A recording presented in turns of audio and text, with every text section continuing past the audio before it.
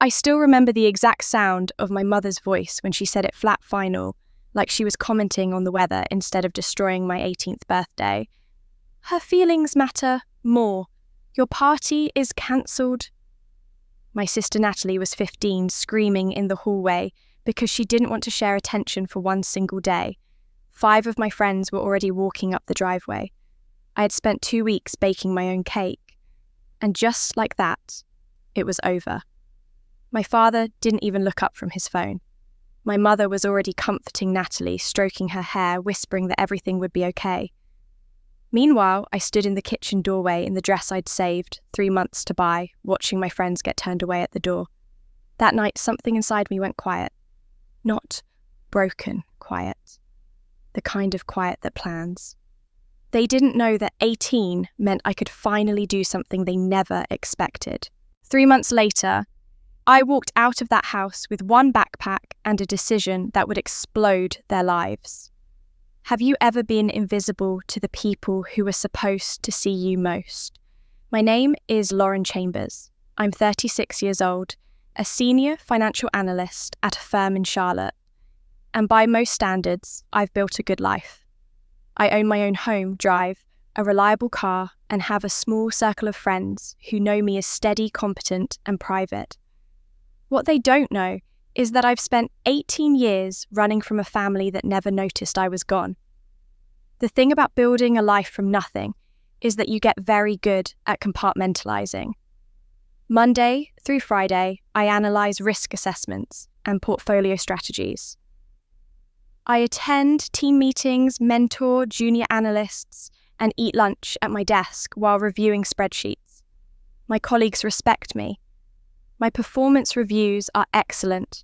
No one at work knows that every month, like clockwork, I wire $500 to an account in my hometown. I've done this for 15 years. That's $87,000 I've sent to people who haven't called me on a single birthday, who didn't attend my college graduation, who have never once asked how I'm doing. I tell myself it's my duty. The truth is more complicated. The money buys me distance. It buys me the right to stay away without feeling like a monster. 3 weeks before everything changed, I received a letter. The return address said Thompson Law Office, with a street name I vaguely recognised from my childhood. I turned the envelope over in my hands, assumed it was some kind of scam or ambulance-chasing advertisement, and threw it in the recycling bin. I didn't think about it again. I had reports to finish a presentation to prepare a life that had nothing to do with whatever was happening 6 hours south of here. That was my first mistake. The phone call came on a Tuesday evening. I was washing dishes, half listening to a podcast about financial markets, when my screen lit up with a name I'd trained myself to ignore. Mum. My mother hadn't called me in 5 years, and even that conversation had been a request for money to fix the furnace. I let it ring twice. 3 times. My hands still wet my heart, doing something strange in my chest. I answered. Lauren, honey. Her voice was different, softer, almost gentle, which immediately put me on edge. My mother is many things, but gentle has never been one of them. I'm so glad you picked up. I've been meaning to call. I waited. With my mother, there's always a purpose. It's your father, she continued. He's very sick, sweetheart. His heart. The doctors are talking about surgery, but it's complicated. We need you to come home. There's paperwork that needs your signature. Legal things, you know how it is. I didn't know how it was, actually. I hadn't set foot in that house since I was 18 years old, since the night they cancelled my birthday party, because my younger sister Natalie threw a tantrum, and my parents decided her feelings mattered more than mine. I left 3 months after that, packed one backpack, caught a bus to nowhere, and never looked back. 18 years of silence, broken only by monthly bank transfers and the occasional guilt that crept in at night. What kind of paperwork? I asked, keeping my voice neutral. Oh, medical permissions, financial arrangements. Your name is still on some things from when you lived here. It would really help us out, Lauren. It would mean so much to your father. My father. The man who didn't look up from his phone while my mother sent my friends away. The man who never once tried to find me after I left. Something about her tone felt rehearsed. Something about this felt wrong. But she was asking about my father's health.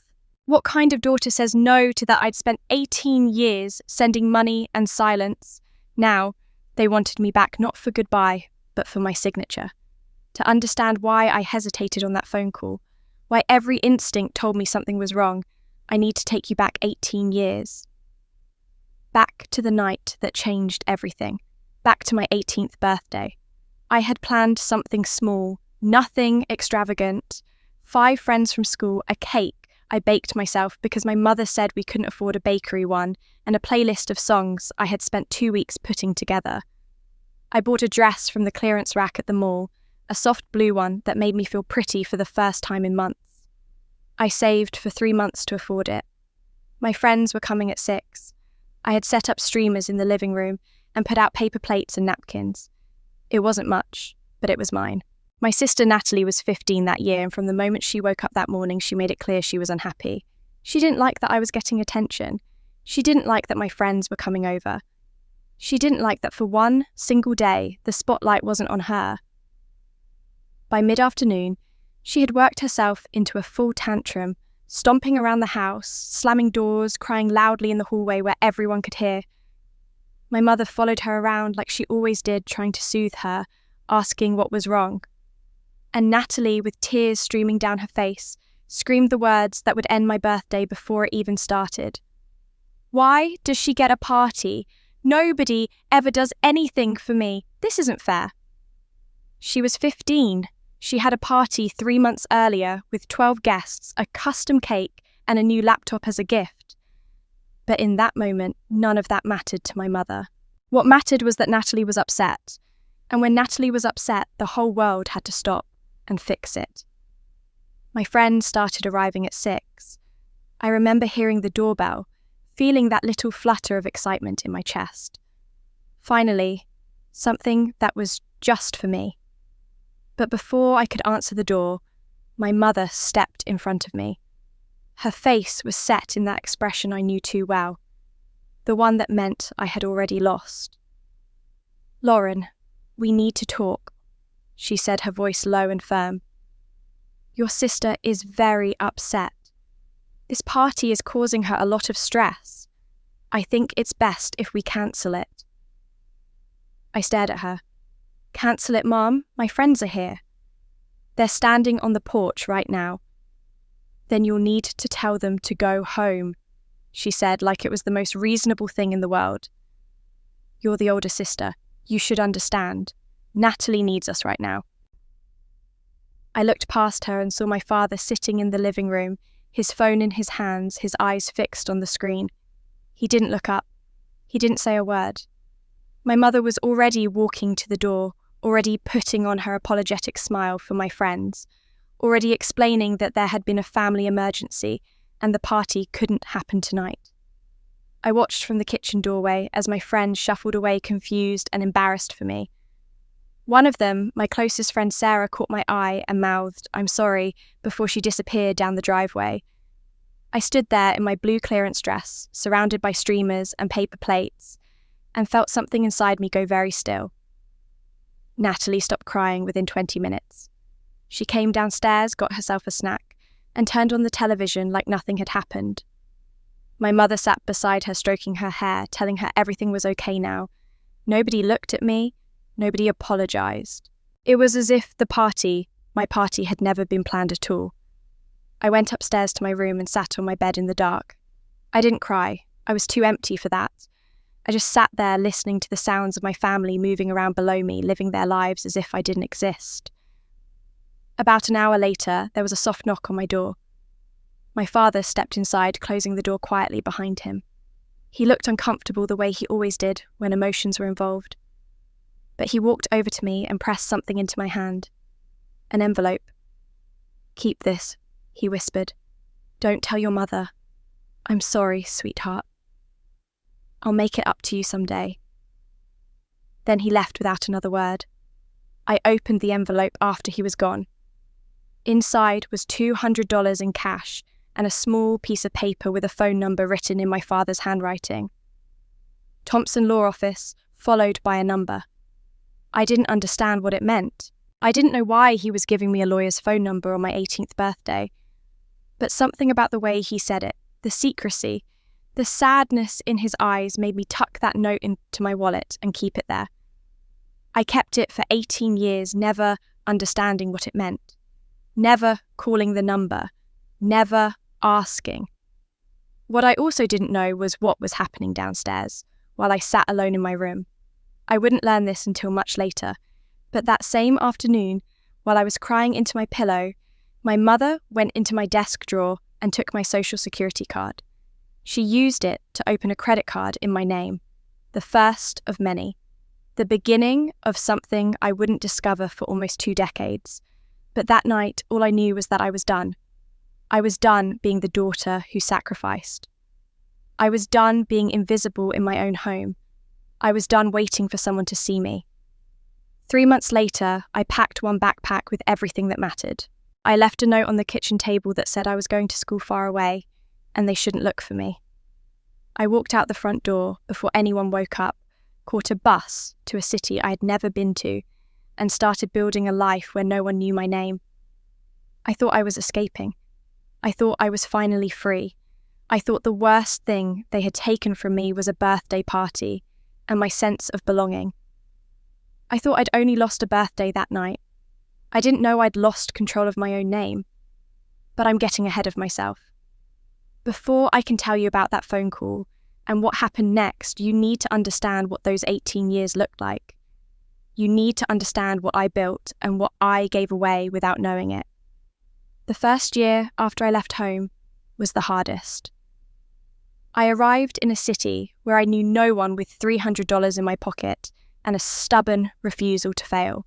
I found a room to rent in a house with 4 other young women, all of us struggling, all of us working multiple jobs just to keep the lights on.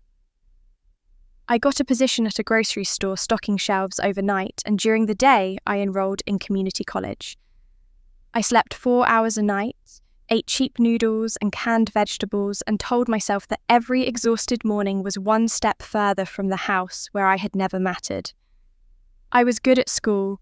I had always been good at school, but at home that had never counted for much. Natalie was the pretty one, the charming one, the one who could cry on command and get whatever she wanted. I was just the older sister who was expected to sacrifice. But in college, my grades mattered. My professors noticed me. For the first time in my life, my hard work translated into something real. By the end of my second year at community college, I had a near-perfect grade point average and a scholarship offer from a 4-year university. I transferred, switched my major to finance, because I wanted to understand money, wanted to control it, wanted to never feel powerless again. I worked 2 jobs all the way through, waitressing on weekends, tutoring other students during the week. I graduated with honours. I walked across that stage in a cap and gown I had paid for myself, collected my diploma, and looked out at the audience full of proud families. No one was there for me. Not my mother, not my father, not my sister. I had sent them an invitation more out of obligation than hope. They never responded. I celebrated alone that night with a slice of cake from the grocery store bakery and a glass of cheap wine in my tiny apartment. It was one of the proudest and loneliest nights of my life. After graduation, I got an entry-level position at a financial firm. I was good at my job. I was careful, thorough, and I never missed a deadline. Within 3 years, I was promoted. Within 5, I was a senior analyst. Within 10, I had saved enough for a down payment on a small house of my own. Everything I had, I earned myself. No one gave me anything. No one helped me along. I built my life brick by brick, and I was proud of it. But there was always this thread, this connection I couldn't quite cut.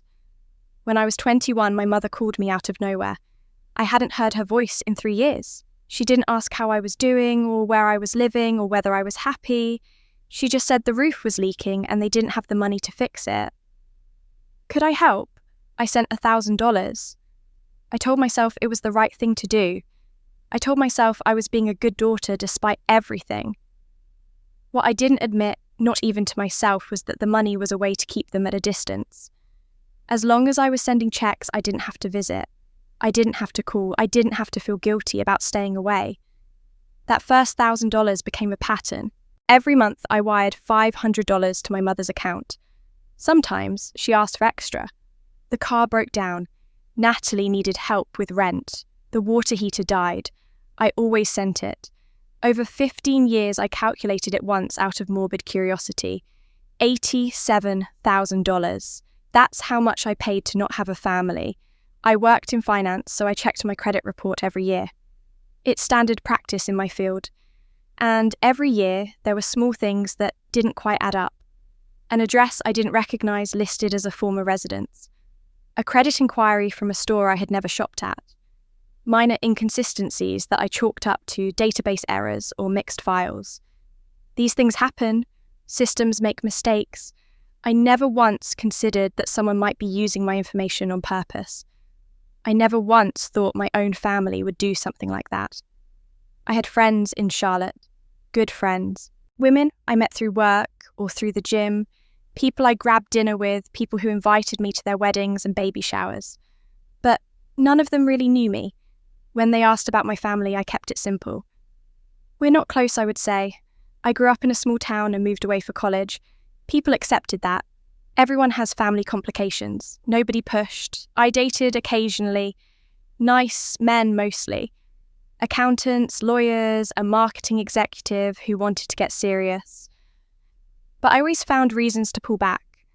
I told myself I was focused on my career. The truth was that I didn't know how to let anyone in. I had learned very young that the people who were supposed to love you the most could also be the ones who hurt you the worst. It was easier to keep everyone at a comfortable distance, easier to stay in control. So, that was my life. A good job, a nice house, friends who liked me but didn't know me, and a monthly payment to a family that had erased me from their walls and their hearts, but still expected me to fund their emergencies. I thought I had escaped. I thought the distance I had put between us meant I was free. I thought distance meant freedom. I didn't know my name had never left that house. So when my mother called asking me to come home, I agreed. I told myself it was about my father. I told myself that whatever had happened between us, he was still my dad, and if he was dying, I should at least say goodbye. I took 3 days off work, packed a small bag, and drove the 6 hours south to the town I had fled 18 years earlier. I booked a room at a motel near the highway because something in me refused to sleep under that roof again. Then I drove to the house where I grew up. It looked smaller than I remembered. The paint was peeling on the shutters and the lawn needed mowing.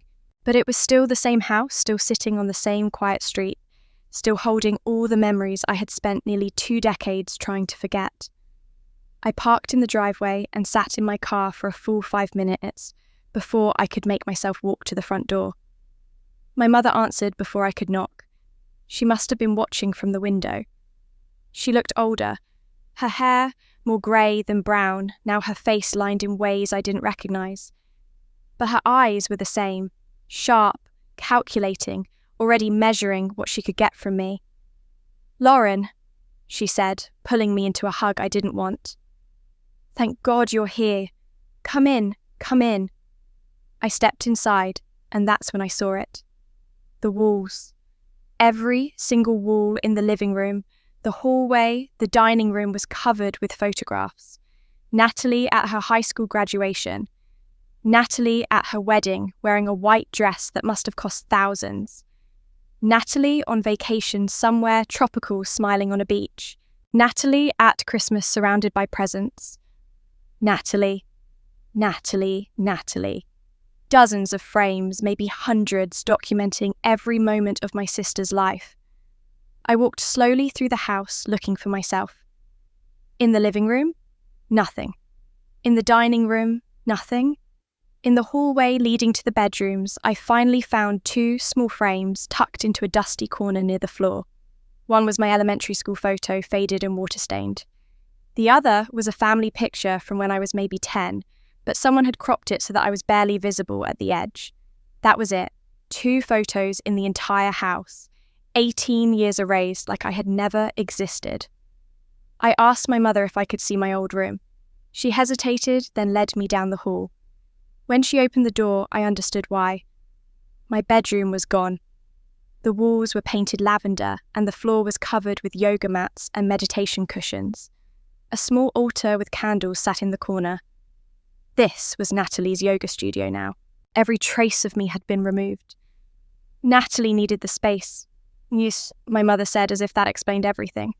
She's been so stressed lately. I didn't respond. I just stood there looking at the room where I had once cried myself to sleep, now converted into my sister's relaxation retreat. Something cold settled in my chest. My mother led me to the kitchen table where a stack of papers sat waiting. "Here's the paperwork I mentioned," she said, sliding it toward me. "Just sign where the tabs are. It's for your father's medical arrangements, power of attorney things. You know how complicated hospitals can be. I am a financial analyst. I read documents for a living. So instead of signing where the tabs were, I picked up the stack and started reading from the beginning. My mother's smile flickered. Within 30 seconds, I understood why. This was not medical paperwork. This was a home equity loan application for $150,000. The borrower's name was mine. The address listed was an apartment I had lived in 8 years ago, a place I had never told my family about. My social security number was printed clearly on the 3rd page. They had everything they needed. All they were missing was my signature. "Mum," I said slowly, "this is a loan application with my name on it." Her face didn't change. "It's for the house, for your father's medical bills. We need the equity to pay for his treatment. You're still technically on the deed from when you were a child. It's just a formality." I had never been on any deed. I knew that for certain. But I didn't argue. I set the papers down and told her I wanted to see my father first. He was in the back bedroom, propped up on pillows connected to an oxygen tank. He looked so small, so fragile, nothing like the silent man who had watched my birthday get cancelled without saying a word. But when he saw me, his eyes filled with tears. "Lauren," he whispered, "you came." My mother hovered by the door watching. I sat on the edge of his bed and took his hand. His skin was paper thin, his grip weak. But when my mother stepped out to answer a phone call, his fingers tightened around mine with surprising strength. "Thompson," he said urgently, his voice barely audible. "The lawyer, did you keep the note, the one I gave you?"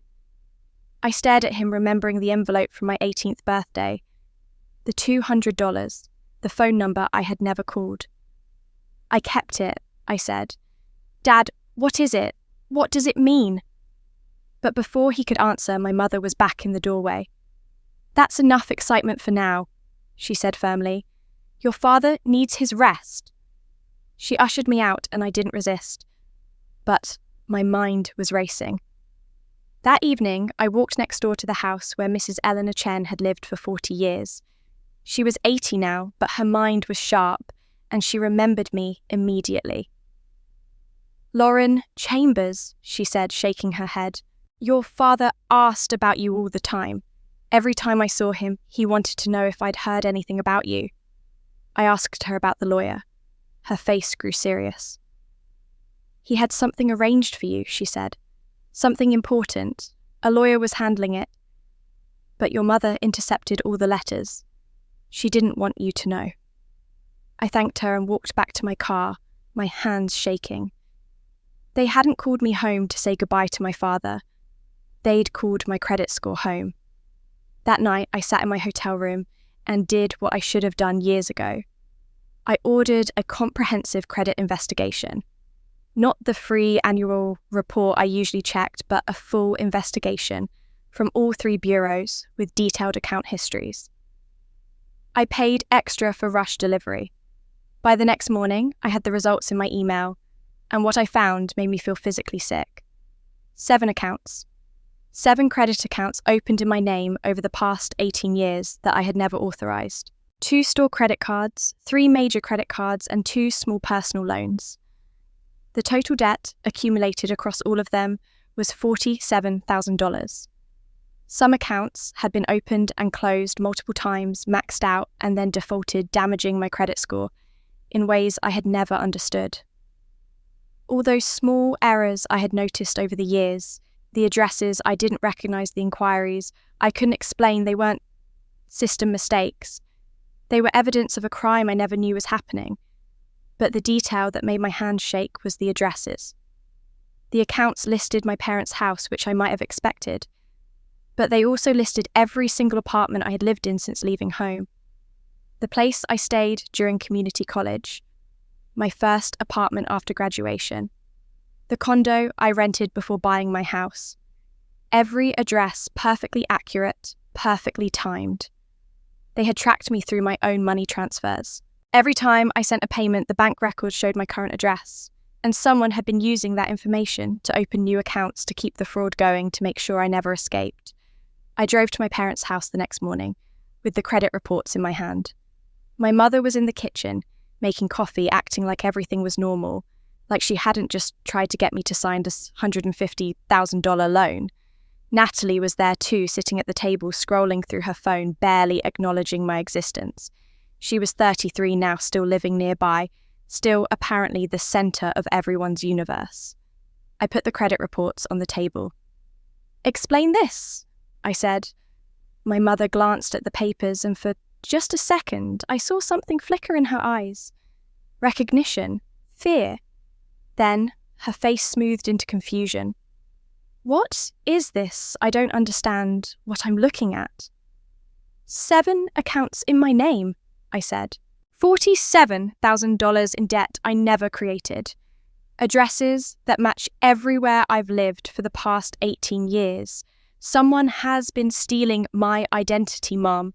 Someone who knew my social security number. Someone who tracked where I lived through the money I sent home every month. She shook her head, her voice rising with indignation. "I would never do something like that. How dare you come into my house and accuse me of stealing from my own daughter? Then explain how they got my information. Explain how they knew my addresses." The denial lasted about 30 seconds. Then something shifted in her face and the mask came off. "Everything I did," she said, her voice cold now, "I did for this family. You abandoned us. You left without a word and never looked back. Do you have any idea how hard it was? Your father's medical bills, the mortgage keeping this house together while you were off living your fancy life in the city. I did what I had to do." "You committed fraud," I said. "You stole my identity." "I borrowed your name," she snapped. "You weren't using it. You didn't even want to be part of this family." Natalie finally looked up from her phone. "You always thought you were better than us," she said, her voice dripping with contempt. "Moving away, getting your big, important job, never visiting. Mum did what she had to do to survive." I turned to her. 3 of these credit cards were opened in the last 5 years. Recent addresses, recent activity. Was that Mum too, or was that you? Natalie didn't even flinch. "Mum said it was fine, you weren't going to miss it." I stood there in the kitchen of my childhood home, looking at the 2 women who were supposed to be my family, and I understood something with perfect clarity. They didn't see what they had done as wrong. They saw me as a resource, a name on a piece of paper, a credit score to be exploited. I wasn't their daughter or their sister. I was their ATM, and they were furious that I had finally checked the statements. I wanted to scream. I wanted to call the police right then and there. But then I thought about my father lying in that back bedroom, barely able to breathe. He was dying. If I reported this now, the last days of his life would be consumed by police interviews and family chaos. Could I do that to him? Could I live with myself if I did? And that's when I realized what they were counting on. My guilt, my sense of duty, my desperate need to be the good daughter, even after everything they had done to me. They knew I wouldn't want to cause a scene while my father was dying. They knew I would hesitate. That's why they called me now. Why they presented the loan paperwork so casually. Why they acted like I would just sign without reading. They had been counting on my guilt my entire life. I left without signing anything. Back at my hotel, I sat on the bed and pulled out my wallet. The note from my father was still there, tucked behind my driver's license where it had lived for 18 years. Thompson, Law Office. The phone number faded, but still readable. I dialed before I could talk myself out of it. A woman answered on the third ring. Thompson Law Office. How may I help you? My name is Lauren Chambers, I said. I think someone there has been trying to reach me. There was a pause, then a sharp intake of breath. Ms. Chambers, oh my goodness. Mr. Thompson has been trying to contact you for 3 years. Your father left very specific instructions. We sent letters, but they kept coming back or going unanswered. He said you would call eventually.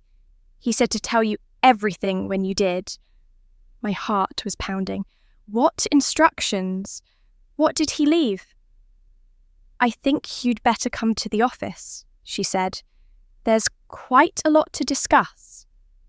$47,000 stolen, 18 years of lies, and my dying father had been trying to warn me all along. The next morning, I drove to the address the receptionist had given me.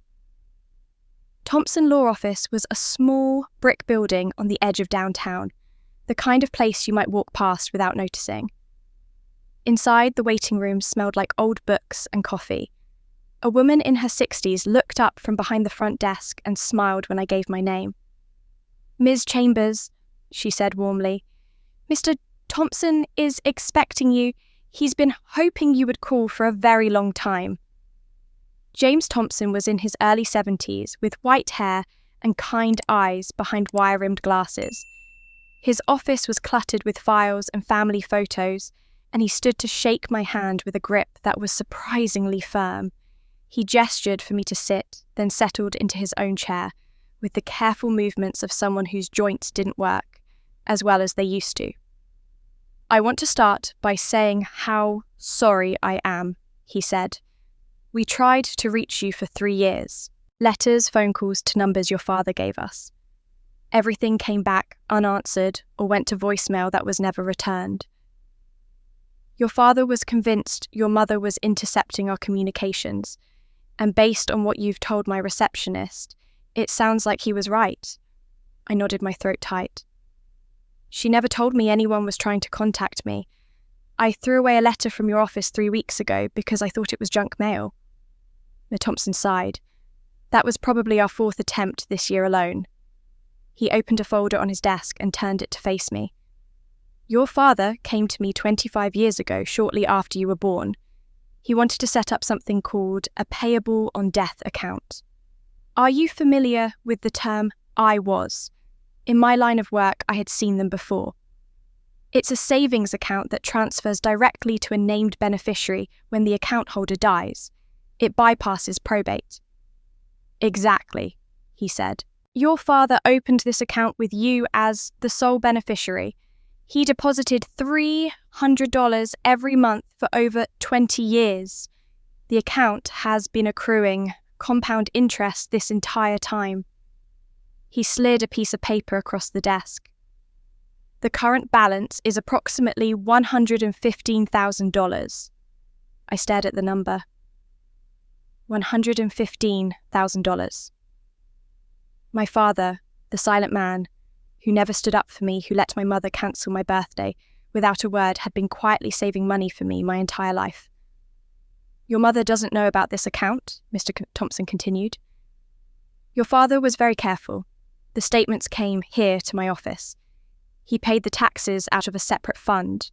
As far as Margaret knows, this money doesn't exist. But she suspects something, I said, remembering the loan paperwork, the urgency in her voice on the phone.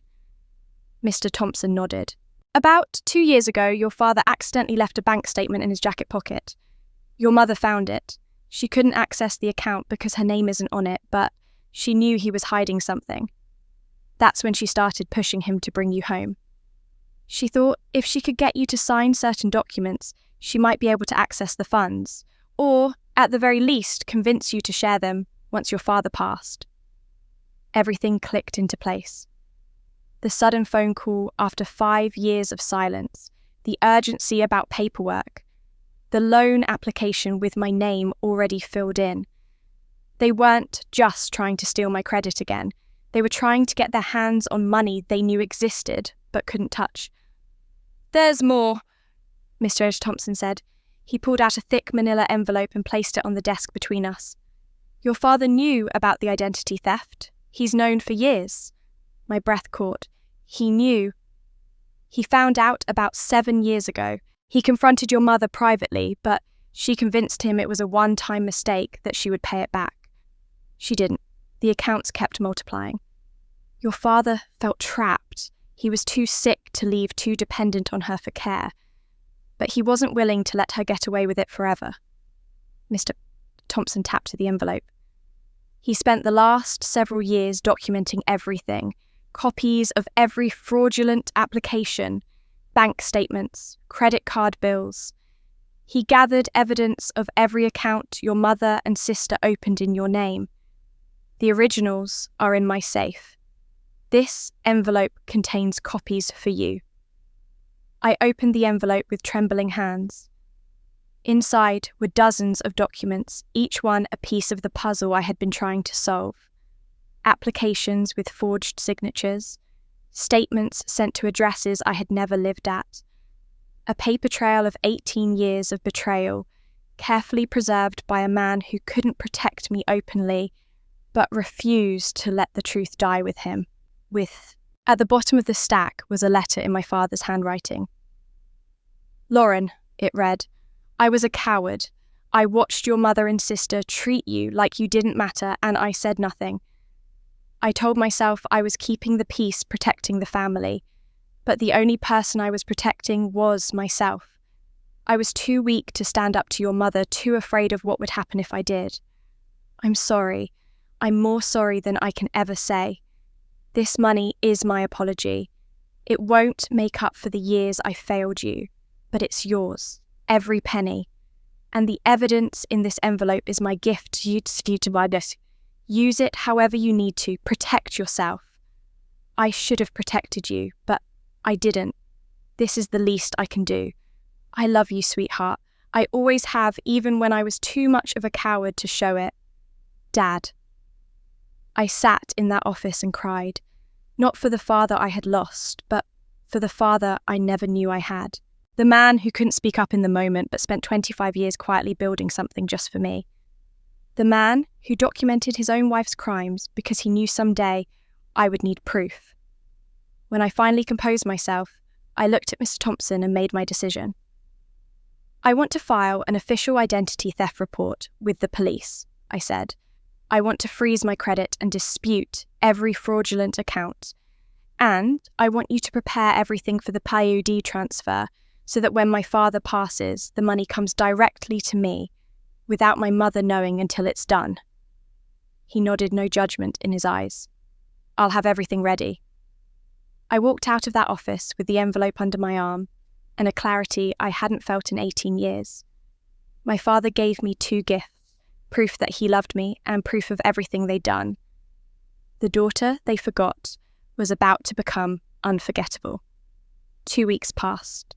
I filed the police report quietly, without telling anyone in my family. I froze my credit with all 3 bureaus. I submitted disputes for every fraudulent account, attaching copies of the evidence my father had gathered.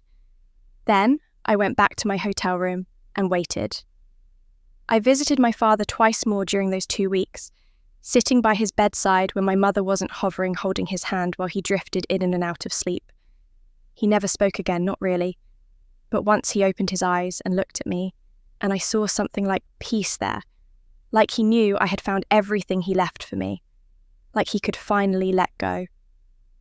The text came on a Wednesday morning. I was eating breakfast at a diner near my hotel when my phone buzzed. It was from Natalie. 4 words, no greeting, no emotion. "Dad's gone. Funeral Saturday. That was it. No condolences, no asking how I was feeling, no acknowledgement that I had just lost my father too. Just logistics delivered with the warmth of a calendar notification. I sat in that diner booth and stared at my phone, and I didn't cry. I had already cried for my father in Mr. Thompson's office. I had cried for the relationship we never had, and the love he could only show me in secret. Now, there was nothing left but the cold reality of what came next. The funeral was held at the same church where my parents had been married, where Natalie had her wedding, where every important family event had taken place without me. I wore black and sat in the back row watching relatives I barely recognised file in and embraced my mother and sister with tears and sympathy. A few of them glanced at me with curiosity, probably wondering who I was. The prodigal daughter who had abandoned her family. The selfish one who moved away and never looked back. I could see it in their eyes, the story my mother had been telling for 18 years. Margaret delivered the eulogy. She stood at the podium, in her black dress, dabbing at her eyes with a tissue, and spoke about what a wonderful husband and father Richard had been. She talked about his dedication to the family. She talked about how much he loved his home. She mentioned Natalie 12 times. How proud Richard was of Natalie's accomplishments. How much he enjoyed spending time with Natalie. How Natalie had been such a comfort to him in his final days. 12 times I counted my sister's name. My name was not spoken once, not a single time in the entire eulogy. It was as if I had never existed, as if Richard Chambers had only one daughter. After the service, people gathered at the house for food and condolences. I stood in a corner accepting awkward handshakes from cousins who didn't know what to say to me. Then, my mother appeared at my elbow, her fingers closing around my arm with surprising strength. "We need to talk," she said, steering me toward the hallway. "In private."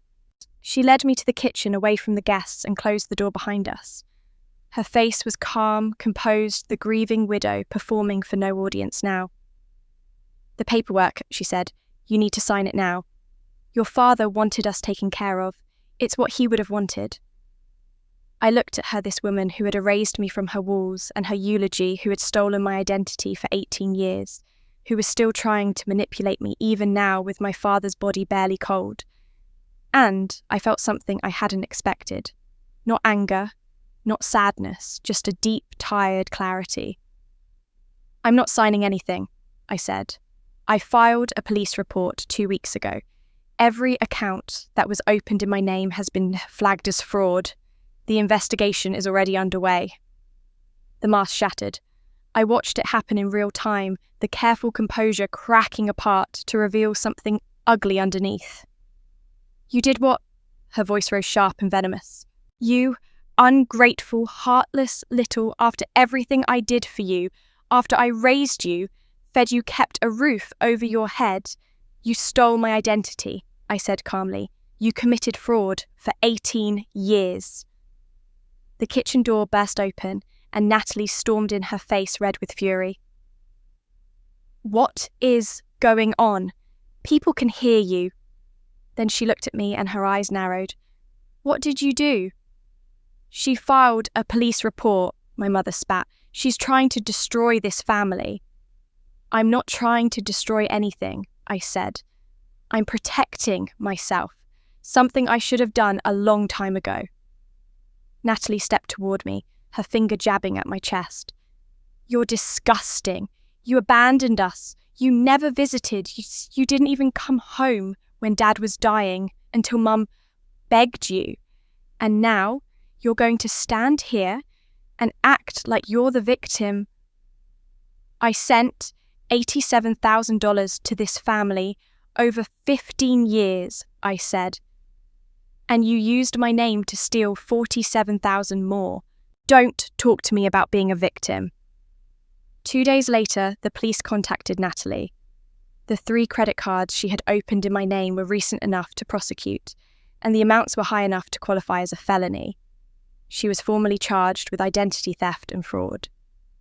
My mother called me 17 times that day, leaving voicemails that ranged from tearful begging to screaming accusations. She showed up at my hotel, pounding on the door, demanding I drop the charges. "She's your sister," Margaret cried through the door. "You can't do this to your own family." "She is 33 years old," I said without opening it. She knew exactly what she was doing. Then Natalie went on social media. She posted a long, emotional message about how her sister had abandoned their dying father, how I had refused to help the family during their darkest hour, how I was now trying to send her to prison out of spite and jealousy. She painted herself as the devoted daughter and me as the cold, selfish monster who had turned her back on everyone who loved her. For about 12 hours, the comments were full of sympathy for her. Then Eleanor Chen, my father's neighbour, found the post. She commented with the truth. She wrote about how my father had asked about me constantly, how my mother had intercepted letters meant for me, how the family had treated me like I didn't exist long before I ever left. Other neighbours chimed in. People who had watched my childhood unfold, who remembered my birthday party being cancelled, who had seen the way I was treated. Extended family members who had believed my mother's story for years started asking questions, sending me private messages, wanting to hear my side. The carefully constructed narrative of Lauren, the selfish runaway, began to crumble. 18 years of lies exposed one comment at a time. They spent 18 years making me invisible. Now everyone could finally see, not just me, but exactly who they really were. A year has passed since my father's funeral. A year since I stood in that kitchen and told my mother the truth. A year since everything I thought I knew about my family finally collapsed under the weight of evidence and time. I'm 37 now, and for the first time in my life, I feel like I can breathe. The investigation took 8 months. 8 months of paperwork, phone calls, meetings with detectives and credit bureaus and lawyers. 8 months of reliving every account, every forged signature, every address they had tracked me to over 18 years. But in the end, the evidence my father gathered was irrefutable. Every single dollar of that $47,000 in fraudulent debt was removed from my record. My credit score, which had been mysteriously damaged for years, began to recover. The weight I had been carrying without even knowing it finally lifted. Natalie did not fare as well. The 3 credit cards she had opened in my name were recent enough to prosecute, and the amounts were significant. She was convicted of identity theft and fraud. The judge sentenced her to 18 months of probation, 200 hours of community service, and a felony record that will follow her for the rest of her life. Within 3 months of the conviction, she lost her job. Her employer ran a background check as part of a routine audit and terminated her immediately. 6 months after that, her husband filed for divorce. I heard through the neighbourhood grapevine that he had no idea about the fraud until it became public, and he wanted no part of the woman she turned out to be. My mother avoided prosecution. The statute of limitations had expired on the older accounts, the ones she had opened when I first left home. There wasn't enough recent evidence to charge her directly, though the investigators made it clear they believed she was involved in everything. But justice found her anyway. Without my monthly payments, without the ability to open new accounts in my name, without Natalie's income to supplement her own, she couldn't keep up with her legitimate debts. The house I grew up in, the house covered in Natalie's photographs, with my image scrubbed from every wall, went up for sale 6 months ago. Last I heard, she's living in a small apartment on the other side of town, alone with most of the extended family refusing to speak to her. The truth has a way of spreading once it starts. I don't take pleasure in their suffering. I thought I would. I thought watching them lose everything would feel like victory, like vindication for all the years they treated me like I didn't matter. But mostly I just feel tired and sad and ready to move on. Mr. Thompson handled the transfer of my father's account exactly as we planned. The money came to me directly without my mother ever knowing until it was done. $115,000 saved over 25 years by a man who couldn't protect me openly but refused to leave me with nothing. I sat in Mr. Thompson's office when the transfer was complete, holding the bank statement in my hands, and I finally let myself read my father's full letter, the one he had written years ago, knowing I would someday need to hear what he couldn't say out loud. "Lauren," it began, "I was never brave enough to stand up for you when it mattered. I watched your mother and sister treat you like you didn't exist, and I said nothing. I told myself I was keeping the peace. I told myself that staying quiet was protecting the family. I was wrong. The only person I was protecting was myself, and the person I hurt most was you. I'm sorry. I'm more sorry than words can express. This money is my apology. It's not enough. Nothing could ever be enough. But it's everything I could give you without your mother knowing, everything I could save over all these years. The evidence in that envelope is my way of finally standing beside you. I should have stood beside you when you were 18, when they cancelled your birthday, when they made you feel like you didn't matter. I should have spoken up every single time they treated you like you were invisible. I didn't. I was a coward. Please forgive me if you can. Please know that I saw you. I always saw you, even when I was too weak to say it. Live the life you deserve, sweetheart. Be happy. That's all I ever wanted for you. Love, Dad." I cried when I read it. I cried for the father I never really knew, for the love he could only show me in secret, for all the years we lost because he was too afraid and I was too hurt to bridge the gap between us. But I also felt something I hadn't expected. Gratitude. He wasn't perfect. He failed me in ways that mattered. But in the end, he tried. In the only way he knew how he tried. I used $30,000 of the inheritance to establish a scholarship fund. The Richard Chambers Memorial Scholarship, awarded annually to students from difficult family situations who are working to build better lives. My father never got to stand up for me publicly, but his name will help other young people who feel invisible, who feel like they don't matter, who are trying to escape circumstances that weren't their fault. It felt right. It felt like something he would have wanted. The rest of the money I kept. Not out of greed, but because it was my father's love made tangible. Every dollar he saved was a dollar he was thinking of me, believing in me, hoping I would find my way. I put it toward my future. I started therapy, finally, talking to someone about the childhood I had spent so many years pretending didn't affect me. I opened up to my friends about where I came from, about why I kept everyone at arm's length for so long. I started building genuine connections, letting people see the real me, instead of the polished professional I had always presented. Today is my 37th birthday. I'm throwing myself a party. A real party with real friends with a cake I didn't have to bake myself. My apartment is decorated with streamers and balloons, and in an hour the people who actually care about me will walk through that door with wine and laughter and the kind of warmth I spent my whole childhood longing for. I'm standing in front of the mirror putting on earrings, wearing a blue dress that reminds me of the one I bought for my 18th birthday, the one I never got to wear for more than an hour. I look at my reflection, and I don't see the invisible daughter anymore. I don't see the girl who was erased from photographs and eulogies, who sent money to people who never loved her back, who spent 18 years running from a family that never deserved her loyalty.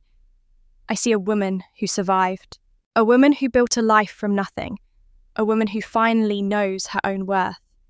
For 36 years, I searched for my place in a family that had no room for me. It took losing them to finally find where I belonged, in my own life, on my own terms, seen by the only person who ever truly mattered, myself. Lauren's story reminds us that family isn't always the people who share our blood. Sometimes the people who are supposed to love us the most are the ones who hurt us the deepest. But her journey also shows us something powerful. It's never too late to choose yourself. It's never too late to set boundaries, to walk away from toxicity, and to build a life that honours your worth. If this story touched your heart, I'd love to hear from you in the comments below. Have you ever had to distance yourself from family members who didn't treat you right? Have you ever felt invisible to the people who should have seen you most clearly?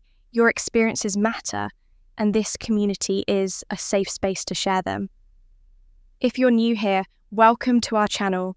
We share stories like Lauren's every week. Stories of strength, resilience, and the quiet courage it takes to reclaim your life. Hit that subscribe button and turn on notifications so you never miss a new story. Share this video with someone who needs to hear that they're not alone. And remember, no matter what anyone has made you believe, you deserve to be seen. You deserve to be valued. You deserve to belong to yourself.